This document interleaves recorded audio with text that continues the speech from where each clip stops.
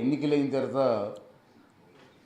రేపు 23, 24, 23 తారీఖు నుంచి 24వ తారీఖు నుంచి బడ్జెట్ మీటింగ్లు నిర్వహించాలని చెప్పి నిర్ణయం తీసుకోవడం జరిగింది. అయితే దాంట్లో భాగంగా ముందుగా 2 రోజుల ముందు అంటే 22, 23 తారీఖుల్లో ఎమ్మెల్యేస్కి ట్రైనింగ్ క్యాంప్ ఏర్పాటు చేయాలని చెప్పి నిర్ణయం తీసుకోవడం జరిగింది. దానికి కారణం ఏంటంటే మీ అందరికీ తెలిసిన విషయమే, ఎమ్మెల్యేస్ మొన్న ఆంధ్ర రాష్ట్రంలో ఎమ్మెల్యేస్ ఎక్కువ మంది అంటే సుమారు 175 మందిలో 84 మంది కొత్తగా ఫస్ట్ టైం ఎమ్మెల్యేస్గా గెలిచిన సంగతి కూడా మీ అందరికీ తెలుసు.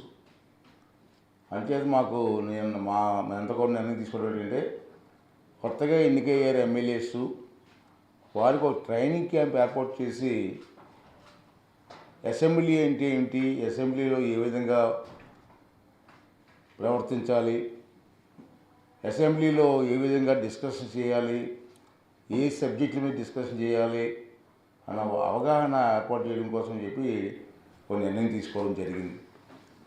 దానికి ముఖ్యమంత్రి గారు అందరూ కూడా అంగీకరించారు.